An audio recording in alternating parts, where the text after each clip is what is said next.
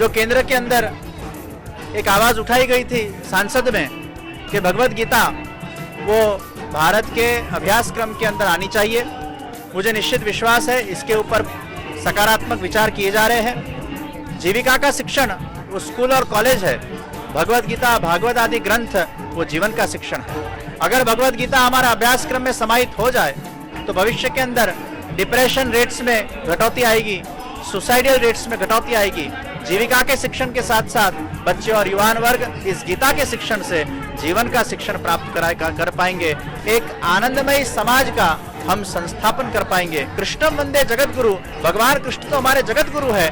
इतिहासकारों का इतिहास अगर हमारे अभ्यासक्रम में आता है, कवियों की कविता आती है, विज्ञानों का विज्ञान आता है, तो साक्षात भगवान कृष्ण के द्वारा दिया गया उपदेश वो हमारा अभ्यासक्रम में क्यों नहीं आ रहा, आना ही चाहिए। और हमें विश्वास है माननीय प्रधानमंत्री श्री नरेंद्र भाई मोदी जी के ऊपर कि भविष्य में वो निश्चित इसको हम सब के बीच में एक अच्छे समाचार लेकर आएंगे और ये गीता भगवत गीता अभ्यासक्रम के अंदर शामिल हो जाएगी। ब्रजधाम आध्यात्मिक संकुल जो पूजनीय श्री जी की तपोभूमि है, उन्हीं के द्वारा स्थापित ये संकुल है और ये संकुल में विराजते ठाकुर जी के 23वें पाटोत्सव के उपलक्ष्य में आज एक ऐतिहासिक 1.25 लाख केरी अमृतोत्सव का मनोरथ आयोजित किया गया है। आज हजारों की तादाद में केवल बड़ौदा से नहीं लेकिन गुजरात राज्य से आज वैष्णव लोग यहाँ दर्शनार्थ पधारे हैं। ये केरी मनोरथ के दर्शन करके सभी उत्साहित हुए हैं, लाभान्वित हुए हैं। ये केरी का प्रसाद करीबन 10,000 से भी ज्यादा गरीब परिवारों तक पहुंचाया जाएगा। प्रभु की आरोगी हुई मिठास को जन जन के जीवन तक पहुंचाने का भी ये एक सत्प्रयास है। प्रभु का भी ये मनोरथ है और साथ साथ मानवता का भी ये एक महामनोरथ हुआ है।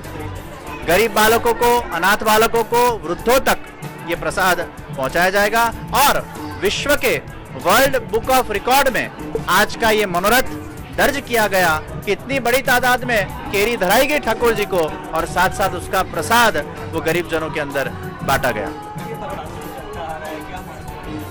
ब्रज लीला के अंदर भगवान श्री कृष्ण को गोपीजन ब्रज भक्त अलग अलग प्रकार के मेवा भोग धरते थे, तो उष्णकाल के अंदर विशेष रूपे जब आज आम की ऋतु हो और इतने सुंदर स्वादिष्ट आम्रफल जब प्राप्त होते हो तो ठाकुर जी तो उत्तम से उत्तम वस्तु के भोक्ता है, तो उत्तम से उत्तम वस्तु ठाकुर जी को भोग धराई जाती है और फिर उसी का प्रसाद का वितरण किया जाता है।